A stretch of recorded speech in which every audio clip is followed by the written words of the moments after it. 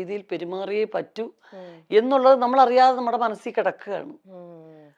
അപ്പോൾ നമ്മൾ കുറച്ച് എന്തെങ്കിലും ഇപ്പം ഇപ്പോഴൊക്കെ എന്ന് വെച്ച് കഴിഞ്ഞാൽ എനിക്ക് ഒന്നാമത്തെ കാര്യം ലൈഫിൽ അഭിനയിക്കാൻ ഒട്ടും അറിയാത്തത് കൊണ്ട് ചില കുറേ കൂടുതൽ ഇറിറ്റേഷൻ ഒക്കെ വരുമ്പോൾ കുറച്ചങ്ങ് പ്രകടിപ്പിച്ച് പോകും അറിയാതെ.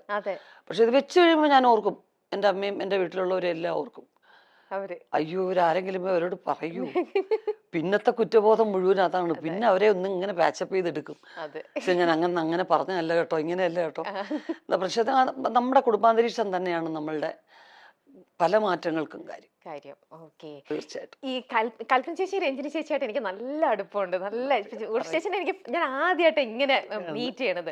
പക്ഷെ ഒരുപാട് ഷോസും കാര്യങ്ങളൊക്കെ ആയിട്ട് കൽപ്പന ചേച്ചിയുടെ ഒക്കെ ഒരുപാട് ചെയ്തിട്ടുള്ളതുകൊണ്ട് എപ്പോഴും ഇങ്ങനെ വിശേഷങ്ങളും കാര്യങ്ങളും അപ്പോഴൊക്കെ ചേച്ചിയാണ് ഞങ്ങളുടെ ഇടയിൽ. എപ്പോഴും അതിനിടയിൽ ഉർവശി എന്നുള്ള പേര് പറയാതെ പോവേയില്ല, എപ്പോഴും ഇങ്ങനെ പറയും. ഈയിടെയും കൂടെ രഞ്ജിനി ചേച്ചിനെ ഞാനൊരു ഇന്റർവ്യൂ കൂടെ ചെയ്തിരുന്നു. അപ്പൊ ഈ നിങ്ങളെല്ലാവരും എന്ന് പറയുമ്പോഴും നിങ്ങൾക്ക് എല്ലാവർക്കും ഒരു വല്ലാത്തൊരു ചാമുണ്ട് ചേച്ചി. നിങ്ങൾ 3 പേരിലും നമ്മളെ എല്ലാവരും ഇപ്പോഴും ആ ഇഷ്ടം വെക്കുന്നതിൽ ഒരു വല്ലാത്തൊരു മാജിക് പവറാണ്. ഞാൻ എന്നെ എപ്പോഴും ആലോചിക്കും, നിങ്ങളുടെ ബ്ലഡ് എടുത്ത് വേറൊരാൾക്ക് കൊടുത്താലും ഇതിങ്ങനെ തന്നെ കിട്ടും. നിങ്ങൾ എല്ലാവർക്കും ഇതേപോലെ ചിരിച്ച മുഖത്തോടെ ഇരിക്കാനും മറ്റുള്ളവരെ ചിരിപ്പിക്കാന്നൊക്കെ പറയുന്നത് ഒട്ടും തന്നെ ഈസി ആയിട്ടുള്ള ഒരു കാര്യമല്ല. പക്ഷെ നിങ്ങൾ എത്ര ഈസി ആയിട്ടാണ് മറ്റുള്ളവരെ ചിരിപ്പിച്ചുകൊണ്ടിരിക്കുന്നത്. ആ ഒരു some magic power runs in the blood എന്നൊക്കെ പറയുന്നത്. അത് എൻ്റെ അമ്മ തന്നെയാണ് അതിന്റെ കാരണം. അച്ഛനും വളരെ സരസനായിരുന്നു, കലാകാരനായിരുന്നു. രണ്ടുപേരും ആർട്ടിസ്റ്റ് അല്ലേ. അറിയാം. അപ്പൊ അത് തന്നെയാണ് ബേസ്. പക്ഷെ അമ്മ എപ്പോഴും ചിരിക്കാനും ചിരിപ്പിക്കാനും ഇഷ്ടമുള്ള ആളായിരുന്നു. ഇപ്പോഴും അത് തന്നെയാണ്. നമ്മളൊക്കെ ഇങ്ങനെ എല്ലാവരും കൂടി ഇരുന്ന് ഗൗരവത്തിൽ സംസാരിക്കുന്നത് എൻ്റെ അമ്മയ്ക്ക് ഇഷ്ടമല്ല. എന്തെങ്കിലും കുറച്ച് ഭയങ്കര ഗൗരവമുള്ള ഈ കരച്ചിൽ പടങ്ങളൊന്നും എൻ്റെ അമ്മ കാണത്തില്ല. മക്കളെ മാറ്റത്, ആ ചാനൽ മാറ്റുക, അല്ലെങ്കിലേ ഉണ്ട് നമുക്ക് പ്രശ്നങ്ങൾ. ഇത് കരഞ്ഞുകൊണ്ടിരിക്കാൻ വയ്യ. ഉള്ളൊഴുക്ക് കണ്ടിട്ടില്ല എൻ്റെ അമ്മ, കളിച്ചേച്ചി കണ്ടിട്ടില്ല, എൻ്റെ വീട്ടിൽ ആരും കണ്ടിട്ടില്ല. അങ്ങനെയുള്ള എൻ്റെ സിനിമകളും കാണത്തില്ല. അങ്ങനത്തെ ഒരു പ്രശ്നമുണ്ട്. അപ്പൊ അമ്മയ്ക്ക് റെസ്ലിംഗ് കാണത്തില്ല എൻ്റെ അമ്മ. എൻ്റെ അമ്മ പറഞ്ഞ് മനസ്സിലായിരുന്നു ബ്രദേഴ്സൊക്കെ അതൊക്കെ ഒരു അവര് കറക്റ്റായിട്ട് റിഹേഴ്സൽ ചെയ്തിട്ട് അമ്മ ചെയ്യുന്നത്. അതൊന്നും അവർക്ക് അങ്ങനെ നോവത്തൊന്നുമില്ല. അതെല്ലാം അവർ പ്രാക്ടീസ് ചെയ്യണത്. വേണ്ട മനുഷ്യൻ കൂടെ അടിച്ച് ചാവുന്നത് കാണാൻ വയ്യ. അവൻ നെറ്റിന്റെ മുകളിൽ കയറി താഴെ അവൻ്റെ നെഞ്ചത്തോട്ട് ചാടുന്നു. വേണ്ട, എനിക്ക് കാണുകയോ വേണ്ട എന്ന് പറയും. അപ്പൊ അത്രയും ഒരു പോസിറ്റീവ് അറ്റ്മോസ്ഫിയർ ഇഷ്ടപ്പെടുന്ന ഒരാളാണ് എൻ്റെ അമ്മ. ഇതൊക്കെ ആക്ടിങ് ആണെന്ന് അറിയുന്ന ഒരാള്, ഒരു ആക്ടറും കൂടിയാണ്. എന്നിട്ടും ഇങ്ങനെ അല്ലേ? ചേച്ചിക്ക് അപ്പൊ ഇതിനോടുള്ള ചേച്ചിയുടെ കാഴ്ചപ്പാട് എങ്ങനെയാ? തീർച്ചയായിട്ടും അതൊരു പരിധി വരെയും കറക്റ്റാണ്. പക്ഷെ എനിക്കൊക്കെ എന്ന് വെച്ച് കഴിഞ്ഞാൽ ഒരുപാടങ്ങ് അഭിനയിക്കാൻ പറ്റത്തില്ല. അപ്പൊ എന്ത് ചെയ്യും, നമ്മള് കണ്ടിട്ടുള്ള ഏറ്റവും പരിധി ഒട്ടും ഗൗരവമില്ലാത്തങ്ങ് സംസാരിച്ചേക്കുക. നമുക്ക് ഫീൽ ചെയ്യുന്നതോ അല്ലെങ്കിൽ ഒട്ടും ഇത് കാര്യമായിട്ടുള്ള രീതിയിലുള്ള സംസാരം എല്ലാം തോന്നിക്കഴിഞ്ഞാൽ പരസ്പര ബന്ധമില്ലാതെ ഞാൻ വേറെ കാര്യങ്ങളൊക്കെ സംസാരിക്കും. ഡൈവേർട്ട് ചെയ്തിട്ട് അവര് ചോദിക്കുന്ന ചോദ്യം ഉത്തരവായിരിക്കത്തില്ല ഞാൻ പറയുന്നത്. ഒരു ബന്ധത്തിനെയും ഈ ചോദ്യത്തിനെയും ഉത്തരം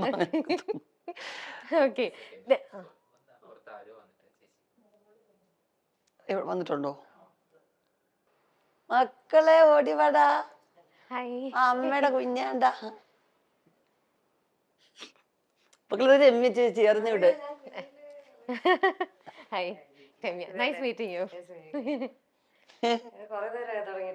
കുറച്ചേരം മക്കൾ അമ്മയ്ക്കും കൂടെ അധികം സ്പൈസി ഇല്ലാത്തെന്തെങ്കിലും അമ്മയ്ക്കും കൂടെ ഓർഡർ ചെയ്യാം. അമ്മ കുറച്ച് വിളിച്ചു കുഞ്ഞിനും കൂടെ ഓർഡർ ചെയ്തോ. മേളിലുണ്ടോട്ടാ, എല്ലാം വലിച്ചു വാരിയിട്ടേക്കാ മുകളിലത്തെ റൂം കേട്ടാ. ചേച്ചി, നിങ്ങളുടെ കൂടെ ഏറ്റവും കൂടുതൽ നർമ്മം അല്ലെങ്കിൽ ഭയങ്കര എന്താ പറയാ ഹ്യൂമർ സെൻസും കൗണ്ടറൊക്കെ പറയണത് നിങ്ങളിൽ ആരാ? കൽപ്പന ചേച്ചി ആണോ? അയ്യോ, മിനി ചേച്ചി കൊച്ചിലെ മുതലേ അവളുടെ പേരൊക്കെ വേളൂർ കൃഷ്ണൻകുട്ടി ഞങ്ങളുടെ പിന്നെ കഥയുടെ പേരുകളിലൊക്കെ അവൾ അറിയപ്പെട്ടിരുന്നത്. ആൾക്കൂട്ടത്തിൽ ഏലിയമ്മ അങ്ങനെയൊക്കെയാ വിളിച്ചിരുന്നത്. കാരണം വെച്ചാൽ എവിടെ ആൾക്കൂട്ടോ ബഹളം ഉണ്ടെങ്കിൽ അവിടെ അതിൻ്റെ ഇടയ്ക്ക് വരും. എന്താ നിങ്ങളെ കാര്യം, എന്നിട്ട് ന്യൂസ് എത്തിക്കാനാ. എന്നിട്ട് വണ്ടി ഇടിച്ചപ്പോ എന്തോ പറ്റി എല്ലാത്തിനും പറഞ്ഞിട്ട് പോപ്പുലർ ആയിരുന്നു കൽപ്പന ചേച്ചി. കൊച്ചില് ചെറുപ്പം മുതൽ അങ്ങനെ തന്നെയായിരുന്നു. ഞാൻ ഈയിടെ രഞ്ജിനി ചേച്ചിയുടെ ഒരു ഇന്റർവ്യൂ എടുത്തിരുന്നു. കല ചേച്ചി, നിങ്ങളുടെ വീട്ടിൽ ഏറ്റവും കൂടുതൽ ഹ്യൂമർ സെൻസ് ആർക്കായിരിക്കും? കൽപ്പന ആണല്ലേ? രഞ്ജിനി ചേച്ചി ഇത് തന്നെയാ പറഞ്ഞേ. നല്ലോണം ഇമിറ്റേറ്റ് ചെയ്യും. നമുക്ക് തോന്നും ആ ആളാണോ നമ്മുടെ മുമ്പിൽ ഇരിക്കുന്നതെന്ന് തോന്നും. സുന്ദരമായിട്ട് ഇമിറ്റേറ്റ് ചെയ്യും. അവര് നടക്കുന്ന പോലെ. അത് ചെറുപ്പം മുതലേ എല്ലാവരും ഇമിറ്റേറ്റ് ചെയ്യും. എൻ്റെ അച്ഛൻ്റെ അമ്മയ്ക്ക് അങ്ങനെ വലുതായിട്ട് സിനിമയൊന്നും കാണത്തില്ല. ഈ ഭക്തി സീരിയലൊക്കെ മഹാഭാരതമൊക്കെ എന്ന് പറഞ്ഞ് തമ്പുരാനേ വാസുദേവായ എന്നൊക്കെ പറഞ്ഞ് മന്ത്രമൊക്കെ ജപിക്കും. പണ്ട് മഹാഭാരതത്തിന് ഒരു ഗ്ലോബൊക്കെ വരുമല്ലോ, അപ്പോൾ അത് പറ്റിക്കുക. ഉമ്മ എണീക്കുമ്മ കൃഷ്ണൻ മരുന്നമ്മ എണീക്കുമ്മ തമ്പുരാനെ എന്താ അതിലൊക്കെ തൊഴും. അത് വേഷമാണോ ഇതാണെന്നുള്ള അത്ര ഇന്നസെന്റ് ആൾക്കാരായിരുന്നു നാട്ടുപുറത്തെ ശരിക്കും. അപ്പൊ രണ്ടുപേരും ഹഗ് ചെയ്യുന്നത് ഫിലിം ഒട്ടിച്ചിട്ടാണെന്നാണ് മിനി ചേച്ചിയെ പറഞ്ഞു ധരിപ്പിച്ചിരിക്കുന്നത്. കാരണം ഇതൊക്കെ എല്ലാം ഒറിജിനലാണെന്ന് പറഞ്ഞ ഞങ്ങളൊക്കെ അഭിനയിക്കല്ലേ. എന്തുവായത് ഇങ്ങനെ അങ്ങ് കെട്ടിപ്പിടിക്കുവോ, എന്തൊരു മോശമായത്, അത് മാറ്റത് പിള്ളേർ വഷളാവാതെ എന്ന് പറയും. അപ്പൊ ഉടനെ ഞങ്ങളൊരു അമ്മമ്മ അങ്ങനെയല്ല അമ്മമ്മ, ഇവിടെ ഒരാൾ നിൽക്കും ഇവിടെ എന്നിട്ട് ഈ ഫിലിം ഇങ്ങനെ ഒട്ടിക്കും അമ്മമ്മ എന്ന് പറഞ്ഞ് പറ്റിക്കും. മിനി ചേച്ചി ഇത് പറഞ്ഞ് അഭിനയിച്ച് പറ്റിക്കുന്നേ. എന്നിട്ട് പക്ഷെ വർഷങ്ങൾക്ക് ശേഷം എനിക്കത് ഒരനുഭവത്തിൽ വന്നു. അപ്പൊ ഞാൻ ആലോചിച്ചു, അയ്യോ പണ്ട് മിനി ചേച്ചി പറഞ്ഞിരുന്നോണേ. കാരണം മുരളിച്ചേട്ടൻ ഞാനും കൂടെ വെങ്കലത്തിലൊരു സംഗതി വരും. അപ്പൊ വെങ്കലത്തിലൊരു ഭയങ്കര മൊശടനായിട്ടുള്ള ഒരാളായിട്ടാണ് മുരളിച്ചേട്ടൻ. കല്യാണം വേണ്ട. അപ്പൊ ഒരു ഫസ്റ്റ് നൈറ്റ് സീക്വൻസ് ആണ്. അപ്പൊ ഞാൻ കൊച്ചാട്ടാന്നാ വിളിക്കുന്നത്, ഞാൻ എന്റെ ബന്ധുവും കൂടാ. കൊച്ചാട്ടൻ എൻ്റെ കൂടെ ലവ് സീൻ അഭിനയിക്കാൻ വലിയ പാടാണ്. അപ്പൊ ഞാനും പറഞ്ഞു ഞാനും ലവ് സീൻ അഭിനയിക്കാൻ ഭയങ്കര മോശം, അത് പറഞ്ഞെങ്കിലും അറിയാം. പങ്കള് പറഞ്ഞു ഇപ്പൊ ഇത് എടുക്കാണ്ടിരിക്കാൻ നിവൃത്തിയില്ലല്ലോ. പിന്നെ ഇങ്ങനെ ആലോചിച്ചിട്ടാണ് എൻ്റെ ഒരു ശില്പം വെച്ചിട്ട് എന്റെ ദേഹത്ത് തൊടുന്നതും ഒക്കെ ആ ശില്പത്തിനെ തൊടുന്നതായിട്ടാണ് കാണിച്ചിരിക്കുന്നത്. പിന്നെ രണ്ടുപേരും ഇങ്ങനെ ഹഗ് ചെയ്യുന്നൊരു സീക്വൻസ് ഉണ്ട്. അതിന് മുരളിച്ചേട്ടൻ അത്രയും ദൂരം അവിടെ, ഞാനിവിടെ, രണ്ട് ഷാഡോ പ്ലേ പോലെ. കറക്റ്റ് മുരളിച്ചേട്ടൻ അവിടെ നിന്ന് ഇങ്ങനെ എണീറ്റ് വരും, ആ ഭാഗത്തുനിന്ന് ഞാൻ ഇവിടുന്ന് ഇങ്ങനെ എണീറ്റ് പോകും, എന്നിട്ട് ഹഗ് ചെയ്യും. നിഴല് കാണുമ്പോ രണ്ടുപേരും അടുത്തിരുന്ന് ഹഗ് ചെയ്യുന്ന പോലെ. ഇങ്ങനെയൊക്കെ അങ്ങനെ എടുത്തിട്ടുണ്ട്. ഇതൊക്കെ ക്യാമറ ടെക്നിക്സ് എന്നൊക്കെ പറയുന്നത്. തീർച്ചയായിട്ടും ഇന്നും വേണമെങ്കിൽ അങ്ങനെ ചെയ്യാം, അങ്ങനെ ചെയ്യാലോ, തീർച്ചയായിട്ടും ചെയ്യാലോ. കാരണം ഞങ്ങൾക്ക് രണ്ടുപേർക്ക് അഭിനയിക്കാൻ പറ്റില്ല. ഞാൻ ബേസിക്കായിട്ട് എനിക്ക് അങ്ങനെയുള്ള സീക്വൻസ് വലിയ പാടാണ്. കാരണം ഒന്നാമത് എല്ലാവരും എന്നെ അത്ര വാത്സല്യത്തോടു കൂടിയാണ് സെറ്റിൽ കണ്ടിരിക്കുന്നത്.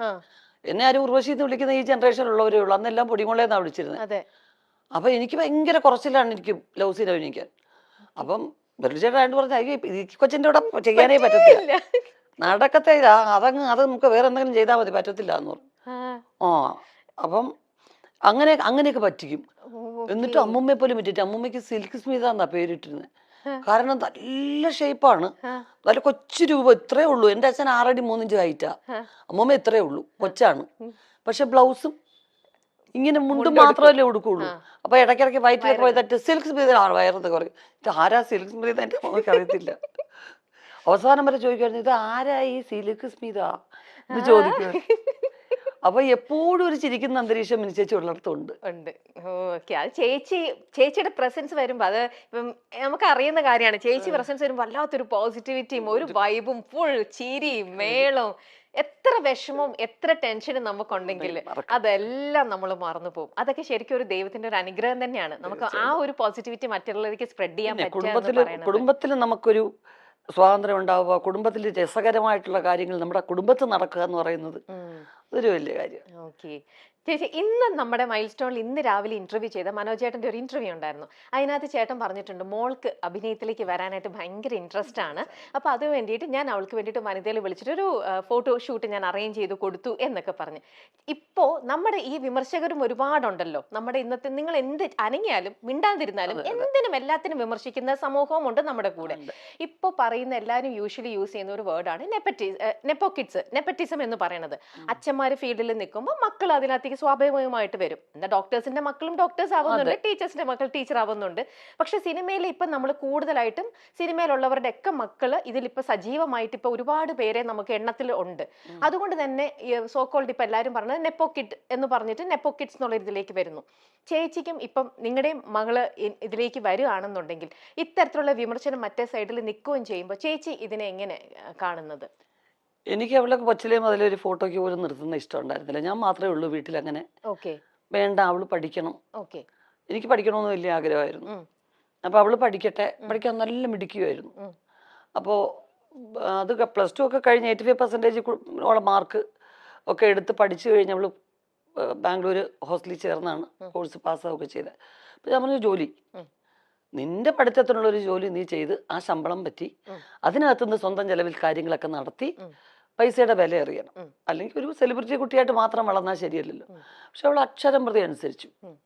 പിന്നെ ഡബ് സ്മാഷും അതും ഇതും ഒക്കെ എല്ലാം ശിവൻചേട്ടനാണ് പ്രോത്സാഹിപ്പിക്കുന്നത്. എപ്പോഴും കൂടുതൽ ഇത് അതെന്താ നിനക്ക് അങ്ങനെ, ഓക്കെ ഇങ്ങോട്ടാണ് വരാൻ ഇഷ്ടമെന്ന് പറഞ്ഞാൽ അപ്പം എല്ലാ കാര്യങ്ങളും കമ്മ്യൂണിക്കേറ്റ് ചെയ്യുന്ന കൂടെ അവിടെ. ഓക്കെ. ചാച്ചാ ഞാൻ ഒരെണ്ണം അയച്ചിട്ടുണ്ട്, എന്നാ ഒന്ന് കാണണേ, എന്നിട്ട് അമ്മയെ ഒന്ന് കാണിച്ച് നോക്ക് എന്ന് പറയും. ഓക്കെ. അപ്പൊ ഞാനിത് വലിയ ശ്രദ്ധിക്കുന്നതായിട്ട് ഭാവിക്കത്തൊന്നുമില്ലായിരുന്നു. പക്ഷെ അവള് ഹ്യൂമർ നല്ലോണം ചെയ്യും. മിനി ചേച്ചിയുടെ ഹ്യൂമർ അവൾക്ക് കിട്ടിയിട്ടുണ്ട്. അവളുടെ ബ്ലഡിലല്ലേ അത് അത് ഉള്ളത്. എനിക്ക് അതാണ് എനിക്ക് ഞാൻ അകറ്റി തന്നെ വെച്ചു. കാരണം ഹ്യൂമർ പെർഫോം ചെയ്യാനാണ് ഇഷ്ടം. ഓക്കെ. എന്റെ ഹ്യൂമർ സീൻസ്, മിനി ചേച്ചിയുടെ ഹ്യൂമർ സീൻസ്, ദിലീപിന്റെ ഇതൊക്കെയാണ് ഡബ് സ്മാഷ് എടുക്കുന്നത്. ഓക്കെ. അല്ലാതെ സീരിയസ് ആയിട്ടുള്ള സീൻസോ ഡാൻസോ അതൊന്നും അല്ല. ഓക്കെ. കുഞ്ഞിലെ മുതൽ അച്ഛൻ്റെ അമ്മയുടെ എൻ്റെ ആ കട്ട് കട്ട് കട്ട് എന്ന് പറഞ്ഞ സാധനം ആണ് ബിഗിനിങ് ചെയ്തുകൊണ്ടിരുന്നത്. പിന്നെ കിലുക്കത്തിലെ രേവതിയുടെ അപ്പൂപ്പനെയും അമ്മുമ്മനെയും അതൊക്കെ എടുക്കുന്നത്. കൊച്ചിലെ ഞാൻ പിന്നെ അവളെ ഉറക്കാനും അവളെ എന്റർടൈൻ ചെയ്യിക്കാനും എടുക്കുന്നത് കിലുക്കത്തിലെ രേവതിയുടെ ഡയലോഗ്സാ. കൊരങ്ങിന് വേണോ, അതൊക്കെ ഞാൻ അഭിനയിച്ച് കാണിക്കണം. അപ്പൊ അപ്പം മുതലേ എനിക്കറിയാം ഇവൾക്ക് ഹ്യൂമറിനോടാണ് താല്പര്യം കൂടുതൽ. പിന്നെ വീട്ടിലെപ്പോഴും തമാശ പറയുന്ന ആൾക്കാരല്ലേ. അപ്പൊ എന്നോട് പറഞ്ഞപ്പോ ഞാൻ പറഞ്ഞു ജോലിയൊക്കെ ചെയ്തിട്ടാട്ടെ എന്ന് പറഞ്ഞു. ജോലി ചെയ്തു, ശമ്പളമൊക്കെ വാങ്ങിച്ചു. ഞാൻ 450യുടെ ഒരു ടോപ്പ് എടുത്തു. അപ്പൊ സമാധാനമായി എനിക്ക്. കാരണം ഞങ്ങള് ഷോപ്പിങ്ങിന് കൊണ്ടുപോകുമ്പം അതൊന്നും അല്ല ചെലവ്. അപ്പൊ ഇത് സ്വന്തം ചെലവില് അങ്ങനെ 450 രൂപയുടെ ടോപ്പ് എടുത്തൊക്കെ വലിയ കാര്യമായിട്ട് പറയുന്നുണ്ടല്ലോ. അപ്പൊ അത് കഴിഞ്ഞപ്പോ കഴിഞ്ഞ വർഷം ലാസ്റ്റ് ആയപ്പോ എന്നോട് പറഞ്ഞു, എനിക്ക് അമ്മ എല്ലാരും എന്നെ കമ്പൽ ചെയ്യുന്നു. അവള് ലണ്ടനിൽ ഇവിടെ ഒരുപാട് ഫ്രണ്ട്സ് ഉണ്ട്, അവളുടെ കൂടെ പഠിച്ചവരും ഒക്കെ. അപ്പൊ അവിടുത്തെ ഫ്രണ്ട്സ് എല്ലാം പറയുന്നു അതെന്തുകൊണ്ട് 9th പഠിച്ചപ്പോ അമ്മ വന്നു അഭിനയിക്കാൻ. അപ്പൊ ഇത്രയായി ജോലിയും കഴിഞ്ഞിട്ട് ഇനി മോളെ അഭിനയിക്കാൻ വിട്ടാ എന്താ കുഴപ്പം എന്ന് ചോദിക്കുന്നു. ഞാൻ ഒരു വർഷം ഒന്ന് ട്രൈ ചെയ്ത് നോക്കട്ടെ, ഇല്ലെങ്കിൽ കുഴപ്പമില്ല, നമ്മുടെ വിദ്യാഭ്യാസം ആരും എടുത്തോണ്ട് പോകുന്നില്ല. അങ്ങനെ കുറച്ച് ഓഫേഴ്സ് ഉണ്ട്. പിന്നെ നമുക്ക് ഉടനെ കാണാം ബിഗ് സ്ക്രീനിൽ. അതെ തീർച്ചയായിട്ടും. അങ്ങനെ നല്ലോണം ചൂസ് ചെയ്ത് അവരുടെ ഇഷ്ടം, അവരൊക്കെ സ്മാർട്ടാണ്, അവർക്ക് പറ്റുന്നുണ്ട്. അല്ല ചേച്ചി, ഇന്നിപ്പോ ഒരുപാട് ആക്ടേഴ്സ് ഉണ്ടെങ്കിലും ചേച്ചി പറഞ്ഞാൽ ഈ ഹ്യൂമർ ഹാൻഡിൽ ചെയ്യാൻ എല്ലാവർക്കും പറ്റില്ല. അത് നിങ്ങളെപ്പോലെ ഇത്രയും ടാലന്റഡ്, അത് അവളുടെ ബ്ലഡിലുണ്ട്. അപ്പൊ അവൾക്ക് അതിൽ ഇൻട്രസ്റ്റ് ആണെങ്കിൽ ആ ഒരു സ്പേസ് അവൾക്ക് വേണ്ടിയിട്ടുണ്ടാവും എന്തായാലും. അത് നമുക്കെന്താ അറിയോ, ഞങ്ങൾ വന്ന കാലഘട്ടത്തിൽ ലോങ് സ്റ്റാൻഡിങ്ങിന് ഒരുപാട് സ്കോപ്പ് ഉണ്ടായിരുന്നു. പല ആർട്ടിസ്റ്റുകളും അങ്ങനെ നിന്നിട്ടുണ്ട്. സത്യമാണ്. ഇനിയിപ്പോ അങ്ങോട്ടുള്ളവർക്ക് അത്രയും നല്ല സ്ട്രോങ് ക്യാരക്ടേഴ്സ് എഴുതുന്ന റൈറ്റേഴ്സ് ഇനിയും ഉണ്ടാവുമായിരിക്കും തീർച്ചയായിട്ടും. അപ്പം അങ്ങനെ ഉണ്ടാവണം, നല്ല ക്യാരക്ടേഴ്സ് ഉണ്ടാവണം. ഒരു എന്താ പറയുന്നത്, നിങ്ങളുടെ മൈൽ സ്റ്റോൺ പോലെ ഒരു മൈൽ സ്റ്റോൺ ആവുന്ന ഓരോ ക്യാരക്ടേഴ്സ് എങ്കിലും ജീവിതത്തിൽ ഉണ്ടാവണ്ടേ.